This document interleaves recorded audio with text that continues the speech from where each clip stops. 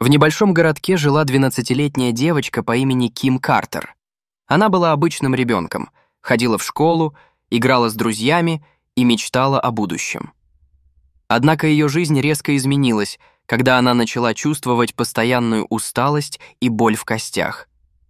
Сначала родители Ким, Аннабель и Марк думали, что это просто усталость от учебы и спорта, но симптомы долгое время не проходили, поэтому они решили обратиться к врачу. После нескольких обследований семья получила страшную новость. У Ким обнаружили редкую и агрессивную форму лейкемии. Этот диагноз стал ударом для всей семьи. Аннабель и Марк были в отчаянии, но Ким проявила удивительную силу духа. «Мы будем бороться с этим, и я поправлюсь», сказала она матери в тот день, когда они вернулись из больницы. Началось длительное лечение. Ким проводила много времени в больнице, проходя через болезненные процедуры и принимая сильнодействующие лекарства. Ее энергия постепенно угасала, но она не теряла надежды и оптимизма. В это трудное время Ким нашла неожиданный источник вдохновения — актера Киану Ривза. Она всегда любила его фильмы, но теперь его личность и жизненная философия приобрели для нее особое значение. Он через многое прошел, но по-прежнему добр ко всем. Часто говорила Ким своей семье, когда они вместе смотрели фильмы с его участием во время ее пребывания в больнице. Ким читала о личных трагедиях Киану, о том, как он терял близких людей, но никогда не терял своей доброты и сочувствия к другим. Его интервью, в которых он говорил о жизни и преодолении трудностей, глубоко трогали девочку. Для Ким Киану стал не просто знаменитостью, а символом силы духа и стойкости. Она видела в нем родственную душу, такого же борца, который не сдается перед лицом самых страшных трудностей. По мере ухудшения состояния Ким ей становилось все труднее заниматься обычными делами. Школа осталась в прошлом, играть с друзьями она больше не могла. Большую часть времени девочка проводила в больничной палате, окруженная медицинским оборудованием. Но даже в самые тяжелые моменты Ким находила утешение в фильмах Киану и историях о его жизни. «Если он может продолжать жить, то и я смогу», — часто повторяла она себе. Шли месяцы, и лечение становилось все менее эффективным. Врачи осторожно сообщили семье Ким, что болезнь прогрессирует, и шансы на выздоровление очень малы. Ким встретила эту новость с удивительным мужеством. Вместо того, чтобы плакать или жаловаться, она старалась утешать своих родителей, напоминая им о счастливых моментах, которые они пережили вместе. У Ким была только одна просьба. Она очень хотела встретиться с Киану Ривзом, человеком, чья сила духа помогала ей в самые трудные моменты болезни. Аннабель, мать Ким, понимала, как много значит Киану для ее дочери. Она видела, как загорались глаза Ким, когда она говорила о нем даже в самые тяжелые дни. Поэтому Аннабель решила сделать все возможное, чтобы исполнить последнее желание дочери. Она обратилась к друзьям, рассказала историю Ким в социальных сетях, связалась со всеми, кто мог бы помочь, надеясь, что каким-то образом это сообщение дойдет до Киану Ривза. В это время Киану Ривз жил своей обычной жизнью, заполненной съемками в кино и редкими моментами отдыха. При этом он, как обычно, старался держаться в тени, избегая излишнего внимания публики.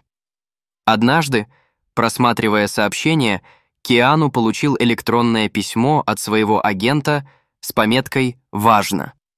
В письме была ссылка на пост в социальной сети, рассказывающий историю Ким. Киану внимательно прочитал весь пост.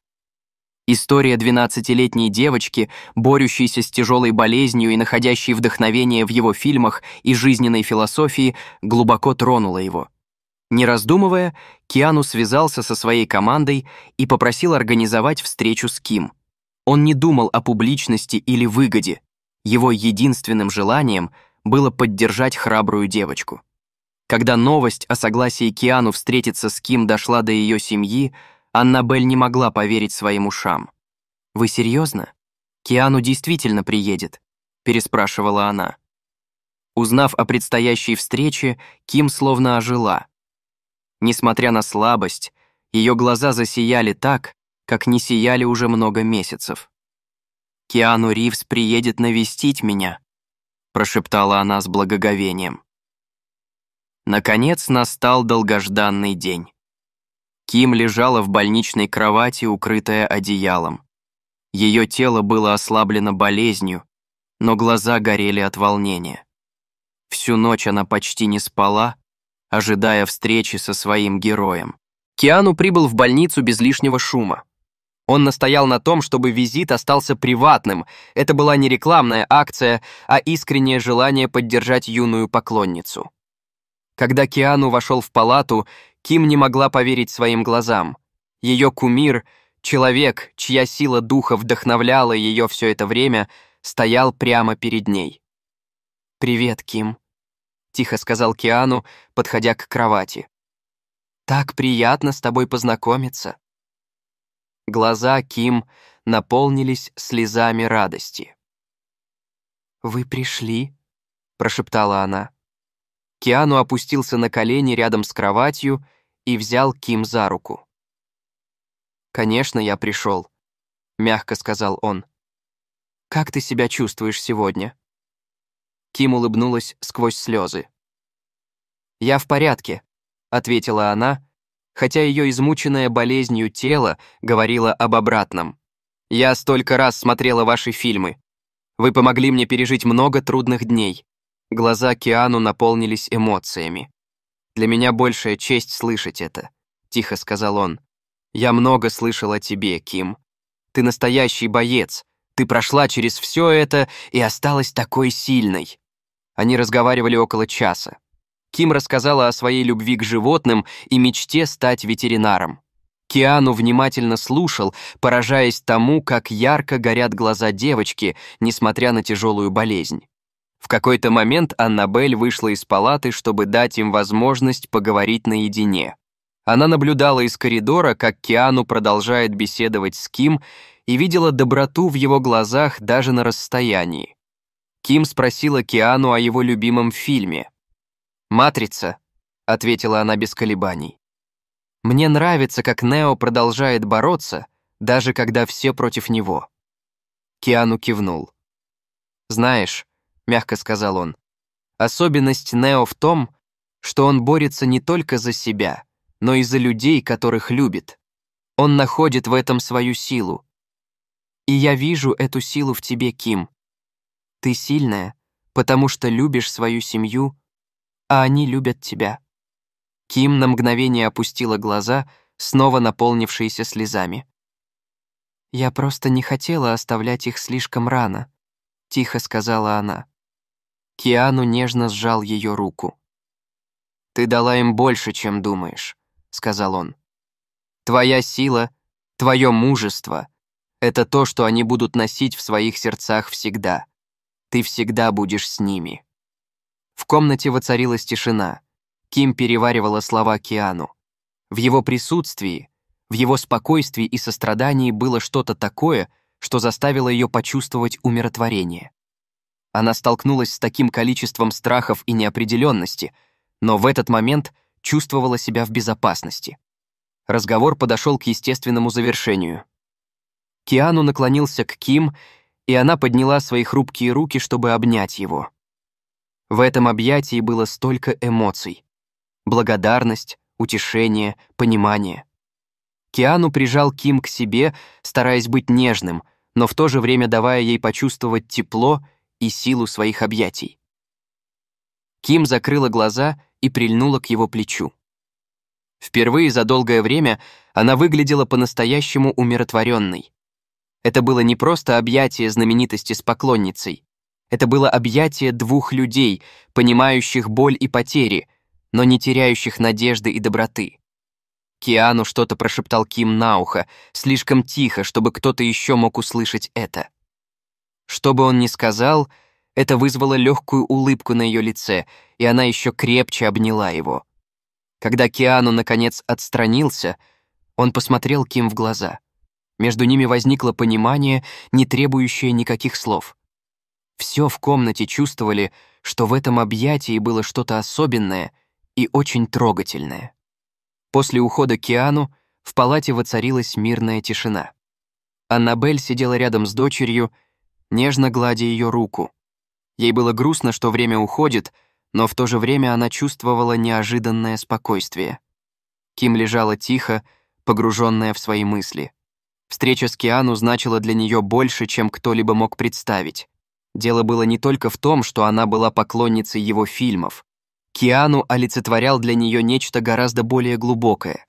Ким восхищалась тем, как Киану не терял силы духа и сочувствия к другим, несмотря на все испытания в своей жизни. Она чувствовала связь с ним с того момента, как узнала о его личной истории потерь и преодолений. Когда Ким впервые выразила желание встретиться с Киану, Аннабель не до конца понимала причину. Но увидев умиротворение в глазах дочери во время их встречи, она, наконец, все осознала. Дело было не в знаменитости или известности, а в том, чтобы найти родственную душу. Ким хотела встретиться с кем-то, кто прошел через самые темные моменты горя и вышел с другой стороны с сердцем, все еще полным сострадания и доброты.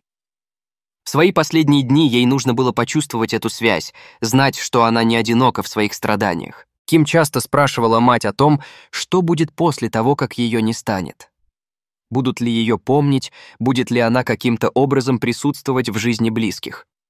Слова Киану о любви и потере дали ей ответ, который она так долго искала.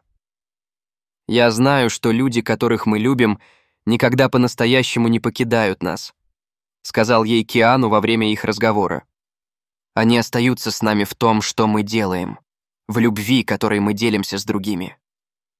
Эти слова эхом отзывались в сердце Ким долго после окончания визита к Киану. Она обрела покой, в котором так нуждалась, уверенность в том, что ее не забудут, что ее любовь и дух будут жить в сердцах тех, кто ее знал. Доброта Киану дала ей нечто бесценное. Это был не просто восторг от встречи со знаменитостью, это было подтверждение ее собственных представлений о жизни и смерти. В его словах она нашла силы отпустить все, зная, что любовь не заканчивается вместе с жизнью. Вот почему встреча с Киану была ее последним желанием. Не ради встречи со знаменитостью, а чтобы почувствовать связь с кем-то, кто понимает ее непростой путь. Киану Ривз молча размышлял об их встрече после ухода из больницы. Он не любил делиться личными моментами публично, но близкие друзья заметили в нем перемену. Встреча с Ким оставила глубокий след в его душе. Позже Киану поделился с близкими, насколько сильно эта маленькая девочка тронула его сердце. Киану рассказал, что Ким стремилась не к встрече со своим кумиром, а к разговору с человеком, прошедшим через похожие испытания. Объятия, которые он подарил Ким, были не просто жестом, а отражением глубокого сострадания, которое он испытывал к этой храброй девочке. Ее мужество вдохновило его не меньше, чем его фильмы вдохновляли ее. Для семьи Ким воспоминания о визите Киану стали источником утешения в последующие дни. Его доброта помогла Ким пережить свои последние дни с миром и спокойствием в душе. Этот случай напомнил всем нам, что сочувствие и поддержка могут иметь огромное значение для тех, кто проходит через тяжелые испытания в жизни.